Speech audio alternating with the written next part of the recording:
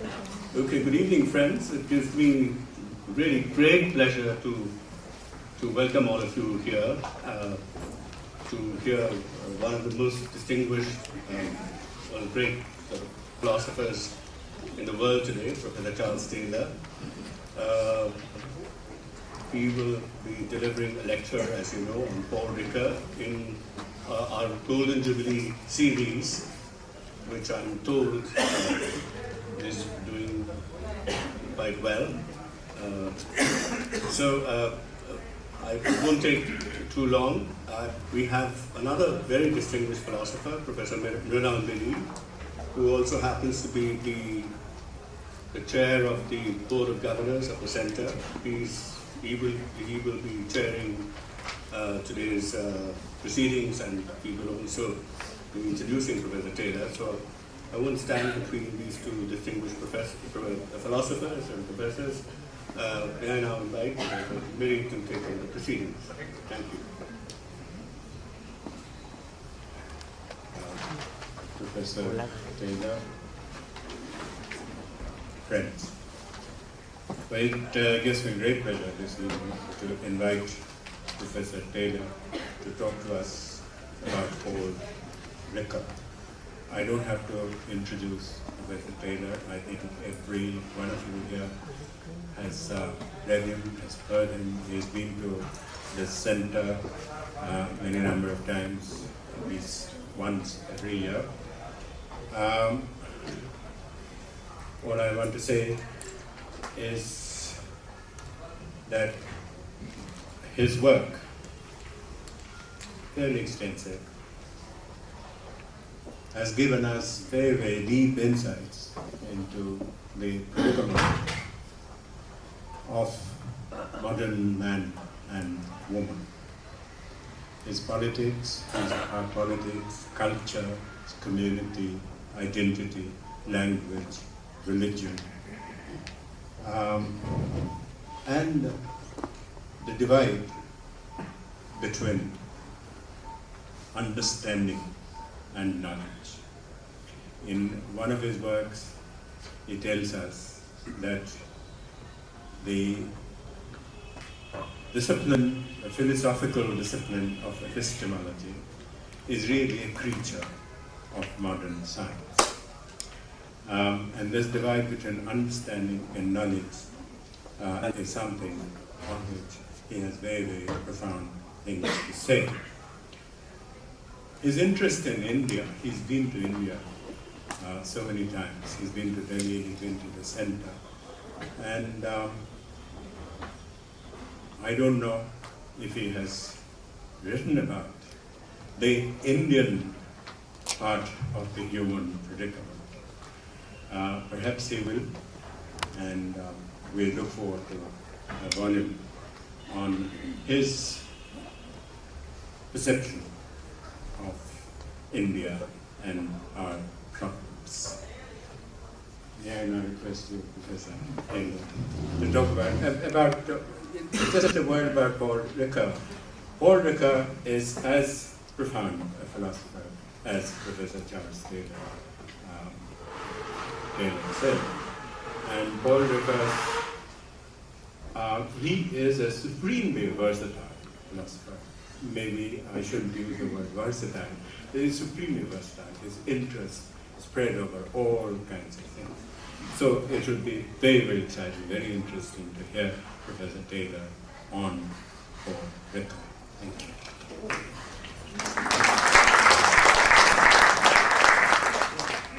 Yes, thank you very much. And first of all, I'd like to say how pleased I am and how honored I am, as each real place, to take part in the 50th anniversary celebrations. It's not coming through. I mean, is this? That's not working, but so if I'm roughly like this, is this going to be audible in the back? Yes. Yes, good. So this center that I've had connections to, been visiting from time to time, and I've admired immensely their work over the years, and so I'm always happy to visit it, but I'm particularly happy on this occasion. We're all wishing the center many happy returns of the decade, the century, go on and on, doing this wonderful work. So now, I want to talk about Paul Ricoeur, but I just can't talk about the whole thing. He was such a, as you said, a philosopher who covered so many different things. He lived from 1913 to 2005, so he had a long life, which helps.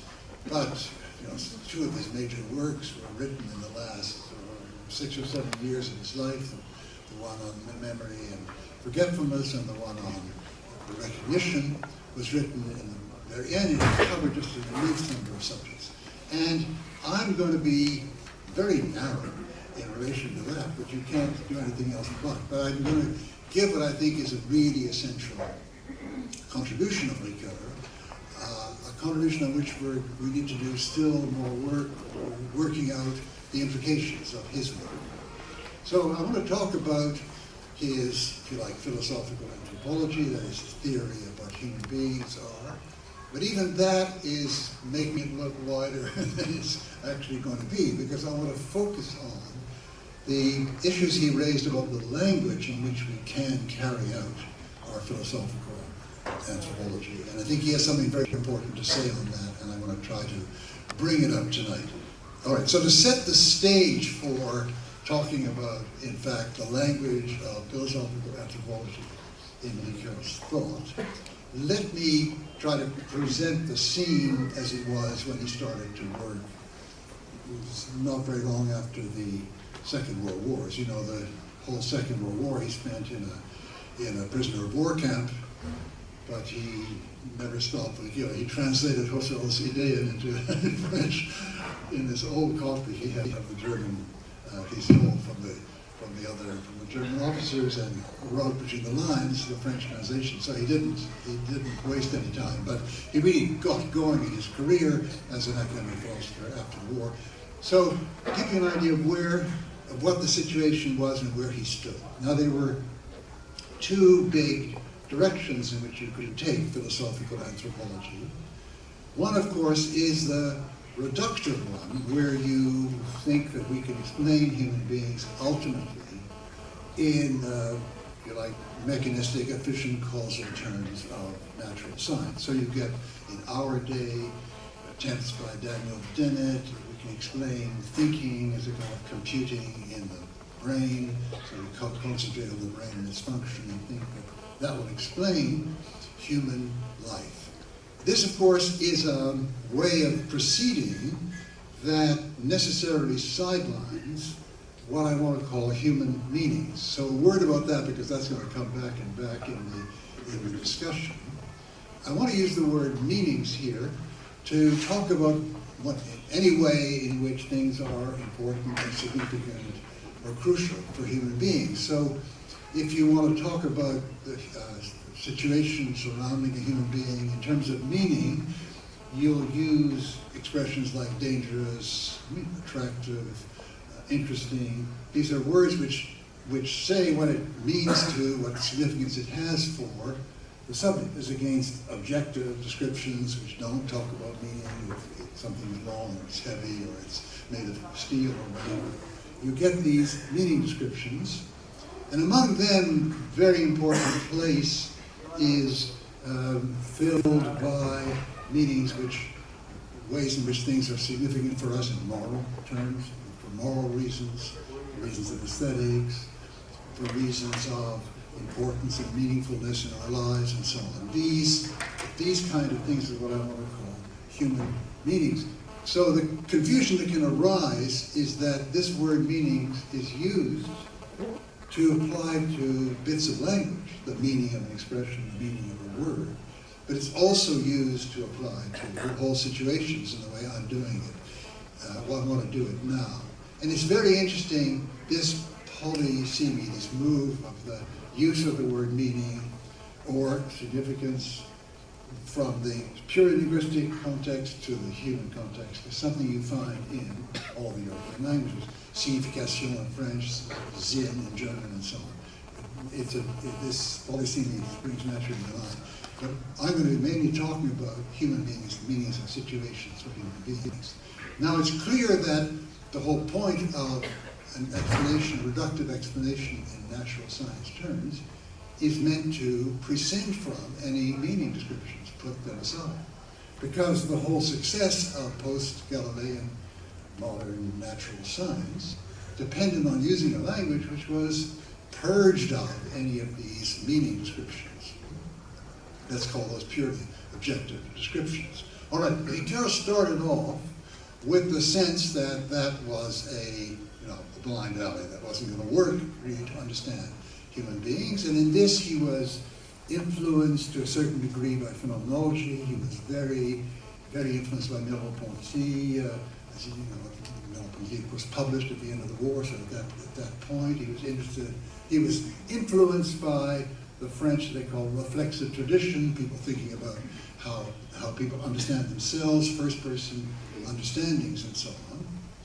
So he took off in another direction, or he thought he saw another direction, where you could get over the blindness, the blind spot of this reductive mechanistic approach in terms of Husserlian phenomenology, where the point was to make a careful description from the first person's point of view of what experience is like and how it unfolds before us in the terms in which we try to understand it, and so on. So this Husserlian description, hence his translation of the famous work by Husserl in the Prisoner of War camp. Now, he rapidly came to feel that this too was not going really to do the job. And why? Well, because in a way Merleau-Ponty was already suggesting this, and other people were suggesting this.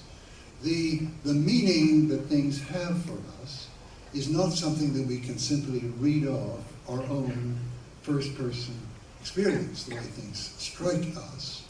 Because so many of the meanings things have for us, we only discover by acting, by suffering, by speaking, and so on. That is, we all have this experience of not knowing exactly what we thought until we hear the words coming out of our mouths. And even then, we're not sure what we think, because we have to think about why I was impelled to use these words. Or we don't know how we feel about things very often until we find ourselves reacting to them, or running away from them, or whatever it is.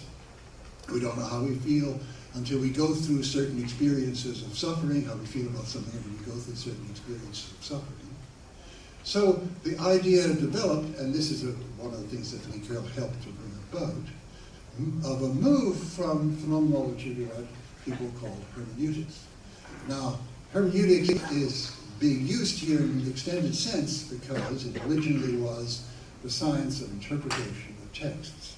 And of course, its original home was biblical interpretation, or later also the interpretation of the great works of the Western tradition, Greek philosophy and so on. What exactly does this text mean? And try to figure it out, and put the text in the context of the larger text, and try to figure out what this sentence means, or what this chapter means, and so on. Why did it get used in an extended sense for the method, if you like, of philosophical anthropology? Well, precisely because of this point I was making a little bit earlier, that we have built into our language this profound sense of a link or a likeness between the meaning of certain linguistic expressions, which is what the earlier hermeneutics is about, what's written in the Bible and so on, and this broader understanding of meaning, in the sense of the significance that things have for human beings. Heidegger was a key figure in this because he made the point that human beings, from the very beginning, are in a domain in which they're trying to figure out the significance that things have for them. And so you get this notion in Ricoeur's reasons for abandoning simple Husserlian phenomenology, the reason that we find ourselves acting and suffering and reacting before we fully understand, and then we turn around and look at the actual text analog of our lives or our history or how our civilization is developed, and we try to figure out what that really means. It's really the hermeneutical move where you have, in the original case, a text which has meaning, and you're trying to figure out what it actually amounts to. Here you have the text analog of our action in history, my action in life, my biography up to now, and I'm trying to figure out what it really means. So that's where the term hermeneutics comes to play a role. And in a certain sense, phenomenology remains in the background, remains an indispensable tool, but it is complemented by hermeneutics. Well, now I want to come, I've set the stage, I want to come to what I think is the really important Ricoeurian contribution here, which is going, we have to go on figuring out, and that is that he wants to give us some idea of what the language is in which this hermeneutics of the human action and history can be done. And I have to amend that right away, because what he's really saying is the languages. There isn't a single language. There are different languages, and we have to work with them together, play them off against each other in various interesting ways. Let me start with the first example of his application of this.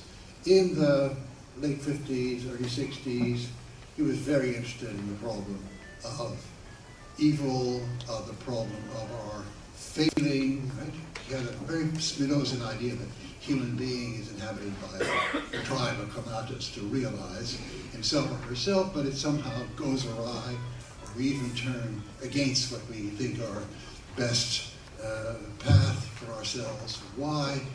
L'homme faillible is the name of the book. Fallible human being is the name of one of his early books. So he, partly under the influence of Mueller and the idea that he was a very close friend of, who gave this great series of books on the history of religion, he begins to look at the sort of early religious and metaphysical outlooks, and he sees the key terms that arise in that. A term like, sin or impurity, right? This range of terms is one of the things he was looking at. And, here you get, if you like, an attempt to get at the notion of something deeper than simple dirtiness of hand. Physical dirtiness is some kind of, as it were, affecting the whole nature of the human being if one does something really horrible and so on. Right? So he's interested in that kind of, and he looked at it in various religious and philosophical contexts and different areas of this. And this is, he began to call this, terms of this kind, symbols, right? So that was the word he used. And here, footnote, I'll come back to it later, this is a very important connecting point with something he didn't make very explicit and wasn't perhaps very aware of, a connection to the great 1790s, the Romantic period in Germany and the development of Romantic poetry and Romantic theories of language, where the same word, symbol, gets used by people like August Wilhelm Schlegel, something like the same sense. So something like impurity is in this sense a symbol. And then he put in this early work this famous line, which people keep coming back to, le symbole donne à penser. Symbols provoke us to think. Why? Because they're obviously very meaningful, they're getting onto something, but they're very enigmatic, they probably aren't getting at the truth as it really will turn out to be when we examine them more closely. So we have this working back and forth between a symbol and an explicative attempts to explain a symbol in another kind of language, the language of philosophy, a language which tries to put them in the context of all the things we know about human beings in a fully responsible way. And we go back and forth. So there's a sort of idea here, one of the models here, is the idea of a bilingualism, if I can put it that way, not in terms of natural languages, but in terms of systèmes langagiers, in terms of systems of language, in which on one hand we have these symbols, and on the other hand we have the attempts to work out what they mean, make sense of them, to relate them to everything else we know about human being, about the history of the people who have these symbols, about their economy, about their social life, etc., etc. All these factors which we attempt to replace the fact that this symbol is important for them in that context and come to understand it better. And so we have really three important things, Ricoeur says, arise from this. One is that we never quite fully explained. There's always something more that we haven't quite captured. There's always something a little bit enigmatic still there in these symbols, right? So we can't dump the symbols altogether and say we translated them into this other philosophical language and now let's forget them and go on working in the philosophical language. The second thing which arises from it first is that there arise very naturally, because of the incompleteness of any translation, a possible conflict of interpretations. So Ricoeur readers will recognize the title of one of his famous books, Le conflit des interprétations, the conflict of interpretations. See, each one of these workings out is an interpretation of the symbol, but we don't quite agree on them, and we have this battle going on. And not being able fully to translate it means that we never can say, well, this is it, this is the final answer, all other interpretations are to be set aside. We've come to the end. The third point is that, nevertheless, we can argue. That is, you can take an interpretation here and say, mine is better than yours, because there are certain features of the concept of the symbol, the situation, which you just aren't really taking account of. So at least my interpretation will claim to be better than yours. And then the opponent will argue back and so on, and we have this back and forth. We're in a world where we recognize, for instance, battles between historians, the French Revolution or whatever the great event is, trying to explain, and different theories are going to involve different interpretations. But that is the first way in which Ricoeur sees this, if you like, plurilingualism of the language we need to go forward in philosophical anthropology. In other words, he's saying, if you want one single smooth philosophical or social scientific language which is going to pack in all the explanations you need, you're never going to get it. Okay, never going to get it? Well, there's a kind of challenge here, if you like. The challenge is that you can't fully interpret the symbol, or you can't fully interpret it out, explain it away. That would be done by what Ricoeur called, see, he was working all this out, a hermeneutic of suspicion. He wrote his famous early article about hermeneutics of suspicion. His examples, dramatic examples, are Marx, Freud, Nietzsche, right? Where their explanation destroys any credibility of what the symbol is supposed to be aiming at, right? I mean, what is sin?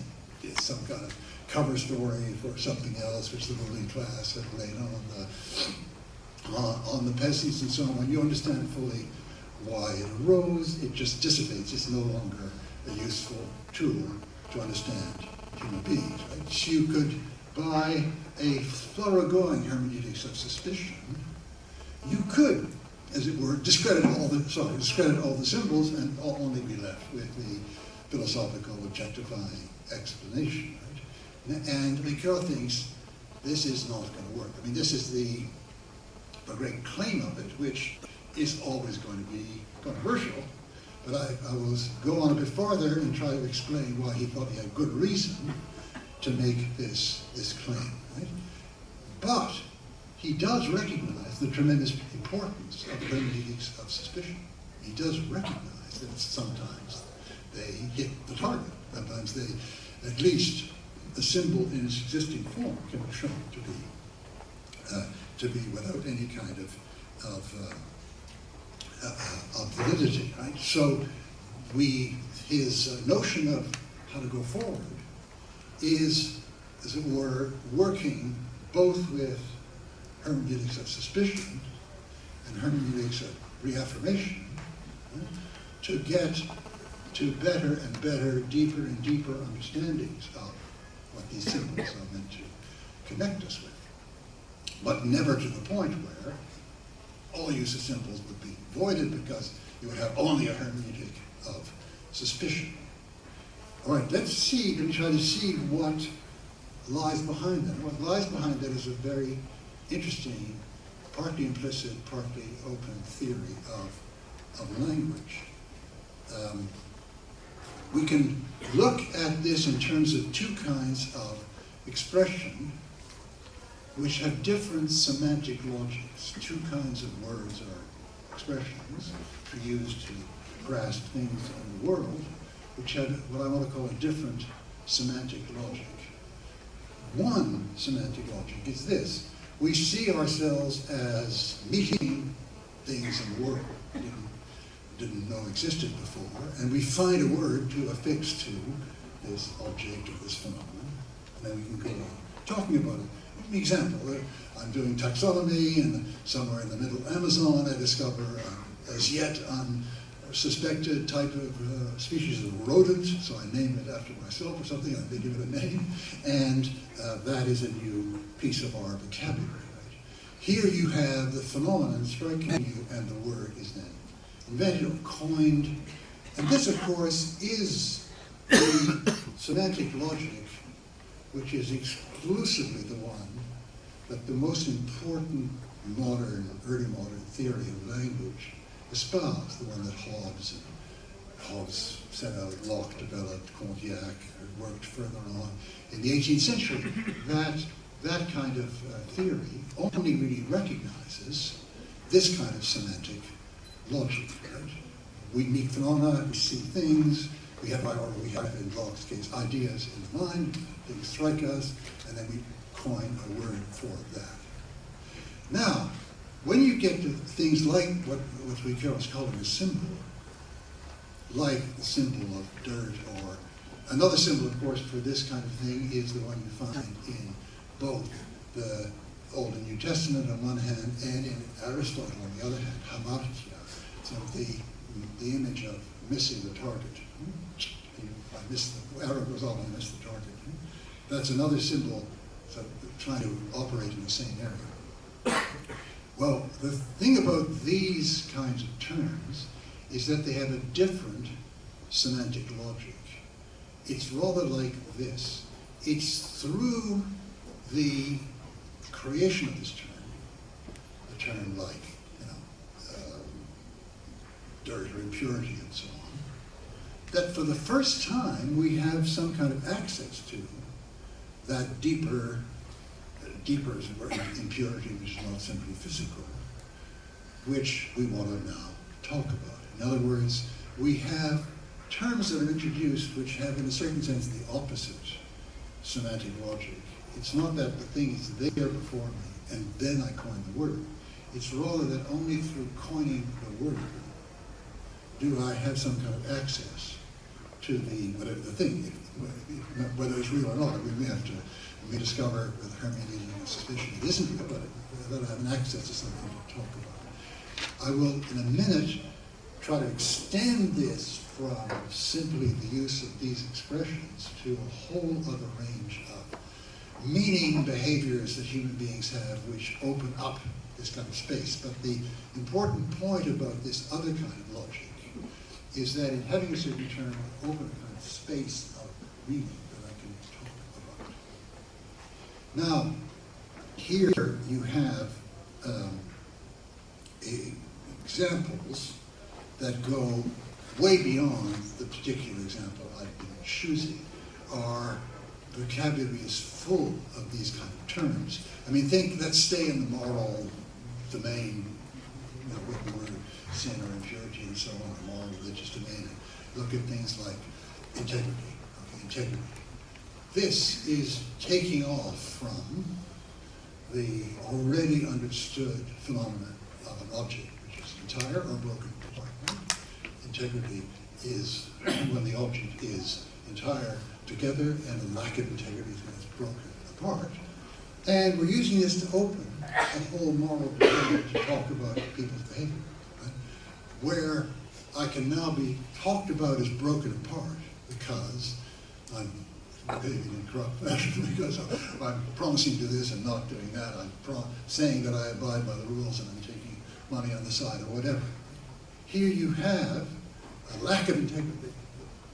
And what's interesting is that actually there are many of these uses of the distinction entire and divided or broken, which have been introduced into history and which actually point out different kinds of spaces of judgment that you can make. I mean, look at Plato. The greedy, healthy, good soul is in some way entire. There it's in harmony, its parts are in harmony. Right? So we have a musical notion which allows us to move into this area. And then, you know, in 1968, what the kids were talking about in Paris was, a situation in which our lives were all broken up into work and play and thought and action and so on, and the whole slogan was, break down the barrier. Décloisonnement, they call it in French. Break down the barriers between needs. That's another kind of use of this. Now, I could go on and on, but I don't run out of time. I think you can all see how this kind of vocabulary is absolutely essential. But it's essential because it allows us to open up a space where we can talk about different kinds of, in this case, goods and bads. And all these terms have the kind of opposite logic, right? The logic where the word opens a space, as against the logic where the thing is there and I attach a word to it. So the theories of language which stress these different logics are at loggerheads with each other. One is the Hobbes-Locke-Condillac one, which only recognizes the first semantic logic. The thing is there, put a word to it. And then on the other side you have, and this is the connection with the 70-90s in Germany, the theory developed by Hamann, by Herder, by Humboldt, and others, which does recognize that first logic, yeah, some of the time, but also recognizes that many of the terms introduced have the other logic and sees language as playing these two over against each other. And this is what Ricoeur was talking about in talking about the bilingualism of the symbol and the explication of it, which could never get rid of the original binary nature. Well, yes, there was another model of this binary nature which came out when he looked at the way in which languages of explication attempting to make sense of, now let's move away from symbol and explication and use my two semantic logics, right?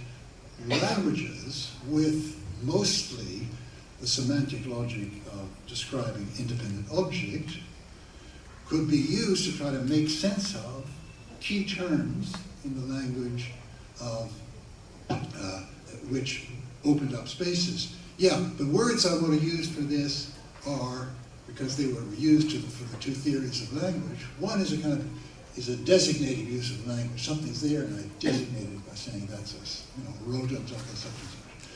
The other word I want to use, which applies to the Herder-Humboldt theory, is constitutive. That is, the word has to come onto the scene in order for me to have opening to this thing, right? On one side, there's a kind of objectification and distance. On the other side, there's a kind of continuing involvement. It's only when I put myself into this vocabulary that I can see the reality I want to talk about. Right, so now, why does Ricoeur think that we're never going to overcome this? That is, that now put it in terms that we've come to in this discussion, the ambition to have a language in which only the designator, only the logic of designated independent object will suffice, really to explain human beings. That ambition is impossible. Why? Well, not because, as I said earlier, the hermeneutic of suspicion never works. No, very often it doesn't. The thing is that when it does work, what does it leave? And sometimes, yes, sometimes it's close to leaving nothing standing of any interest. But very often, I would say perhaps in some way or other, almost always, it leaves other terms. You move to another term correcting the original one that you got from the tradition or something of that kind. It leaves another term which has, again, this same semantic logic. So you haven't got rid of that semantic logic. So let's take these theories of sin and purity and so on. Interesting enough, see, all of these were modified in the religious traditions. Gandhi modified the notion of impurity implicit in the caste system. In the New Testament, we see a modification of the notion of impurity in the Jewish system, as Christ says, not what you eat, but what the words that come out of, not what goes into a man, but the words that come out of a man, that's what produces impurity. So you have this continual modification, but we're still operating with words with that semantic logic. Now I want to take another example because I think it's very interesting for us, where explaining the hermeneutic of suspicion has been very successful in explaining away the whole domain of such symbols, of such symbols. And that is the terms which have been concerned with giving the basis of social hierarchy in human history by, as it were, attaching it to certain cosmic levels of being. So in the Middle Ages in Europe, the difference between nobility and peasants was seen as connected to levels of being in the universe, higher and lower. And that meant that, obviously, this kind of hierarchy was absolutely unchallengeable. It was going against the very nature of things to think that you could overcome it, or certain theories about the utterly different natures of women and men, right? Anchored in nature, don't try to overcome it. Right? Now, it's clear that we have seen in the last, it's been going on for a long time, but it's accelerating in our day, great discrediting, very powerful hermeneutics of suspicion undermining this kind of basis for these distinctions. So here is a case where it looks as though the thing has totally disappeared from the scene. And in one sense it has, but in another sense it leaves the necessity for other words of that kind. The negative case of this is Hobbes, and that's why Hobbes is total failure as an interesting political theory. Right? Hobbes, let me start from the other end. What is necessary to achieve a society which actually lives out equality, and therefore the discrediting of hierarchy, is a new understanding of what that society is going to live on, what it's going to live together around. For instance, like the notion of democracy, right, where mutual recognition and the solidarity of people around their respective needs, and the understanding of their political action as constituting a collective action among equals. Right? These understandings take over to become powerful, and they enable people to live in a democratic society. Just discrediting hierarchy leaves you not with a livable form of political life, which can actually realize and make real and make stable this intuition of equality. See, what Hobbes did was, he destroyed the older theories of hierarchy, and he destroyed the one understanding of human political life that could take its place. Because Hobbes, of course, read the Greeks and thought that Greek citizenship and participation was the answer to the world of their day. He wanted to destroy that because he wanted to give an argument for pure and total obedience to authority. Right? So he says in De Guise, he says, those who speak so loudly about liberty, they just want power. They want to be, as it were, admitted to the steerage of the government. In other words, they're just talking about taking over. Right? So he utterly discredits. This is Hobbes' hermeneutic of suspicion, now directed against the ethic that could create an alternative society. So it's very, very self-destructive as a political act. It's an act of human progress.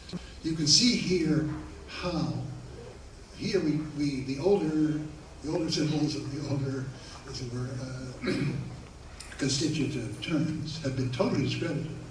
But what has to be put in their place to have a viable social life are other such notions of human virtue and how we can connect together. Now,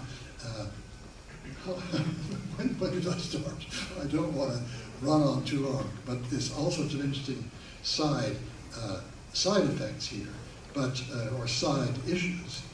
I mean, what I'm saying, perhaps let's use this term, objectify, right?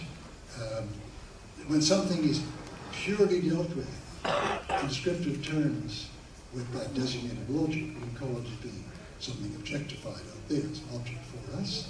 When we also have to use the terms that have constitutive force, they're things that involve us coming to take them on and understand them. Right? So the thing about democracy is that it can't be defined in purely objectified terms. You know, I could say, well, it's society which is equal. What is equal? Well, equal means equal distribution. I can put a number on that. I mean, income. Well, yeah, that's actually, I think, very important, necessary condition of democracy. I think we lost sight of that in the West, and we now have a Gini coefficient going through the roof, and our democracy is in danger because of that. So it's a very important condition, but it's not the same as democracy. Democracy really means that people have a social imaginary in which they see themselves as acting together as equals to create the conditions of their lives. And that goes beyond any kind of objectifiable index. It may include them as conditions, but it goes beyond them. So for that kind of reason, that Ricoeur is saying to us, look, you'll never purify your language and make it purely a designated, descriptive language which create that kind of semantic logic. Now, there's a lot more to be said about democracy there in that example, but I'll leave it aside for a minute because I want now to talk about another huge segment of, I haven't finished that before I get to the other huge segment. So what I wanted to, I promised earlier that I would try to show that the condition for opening out a certain space was fulfilled, could be fulfilled not only by the inventing of certain expressions, but also in a host of other ways. And what's interesting about this is that is something that has been really off the radar of people who make theories of language for very long. I mean, example, there's a new way of life that Socrates is introducing, you know, based on the notion that the unexamined life isn't worth living. Well, one of the ways you can get an idea of what that's all about is looking at Socrates. I mean, Socrates acted it out. Right? So here you have meaningful action, an action that has a meaning for the agent, establishing a new way of grasping the world and grasping ways of judging different ways of living. What happens, of course, is that is then taken up. I mean, Socrates is not exactly solid, very voluble about it, but he left a little mystery around what his basic intentions were, but then we've had a lot of talk since then. So the expressions, expressions that eventually try to carry what that is about, eventually get introduced, like with the slogan, the unexamined life isn't worth living. But when we look at the way these spaces are opened out, we find that it's not simply based on the terms, the linguistic expressions we are inspired to introduce. They're also based on enactment, and then you can go further and show how they're based on works of art. I mean, there's a whole lot, we could go into this in detail later on. There are a whole range of these ways, or these media, if you like, in which new kinds of spaces are open, new kinds, in other words, of constitutive functions are introduced into language by this whole range of media. And to get back to the democracy example, these are not simply individual behaviors. In the case of Socrates, in the case of Buddha, in the case of Christ, in the case of great leaders, it can be an individual's way of acting that introduces these new understandings. But very often, what you have is new understandings of the footing we're on with each other. And these are always being generated in human life. They're being generated by discourse. I mean, what Benedict calls discourse. That actually, I get up and I talk to you, or we get up and we talk to you, plural, right? We address each other.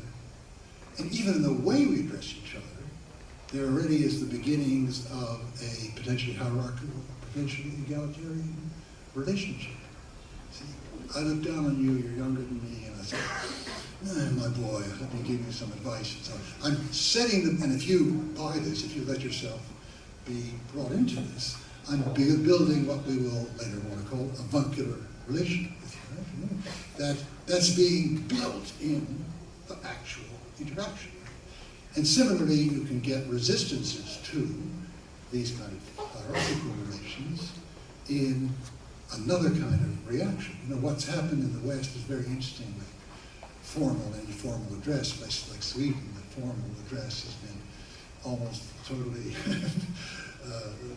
sidelined, right? Everybody calls everybody else du, you know?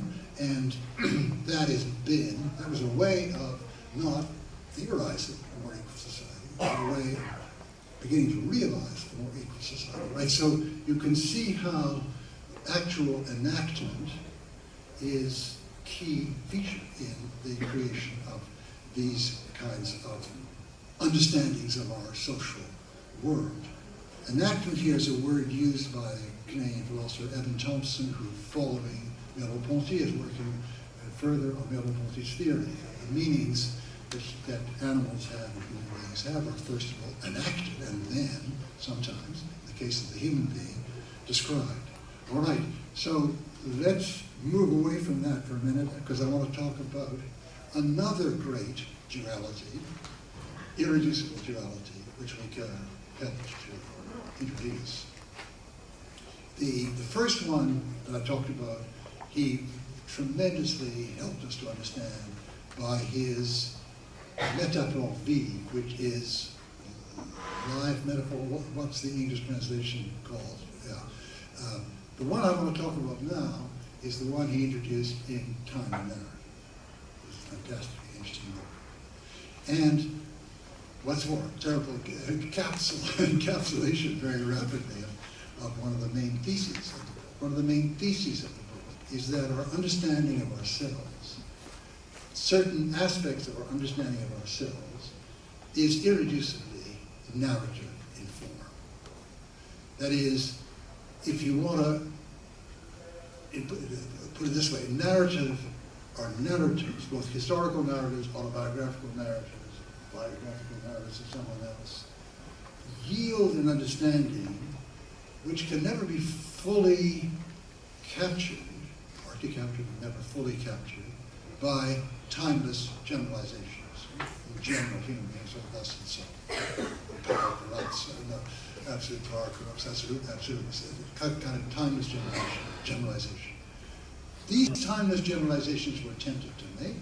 They bubble up out of our understanding of our lives and other lives, but they never fully take all that insight and capture it in this form. In other words, the relationship between these generalizations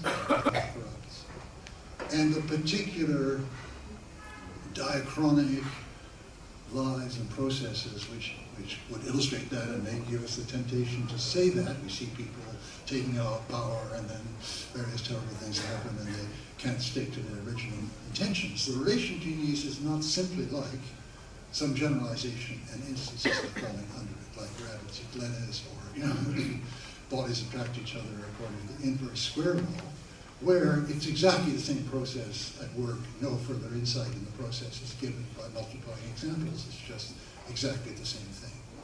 Well, why does he think that? Well, there's a lot of very profound reasons in time and narrative. One is that human beings can't fully escape the condition of lived time.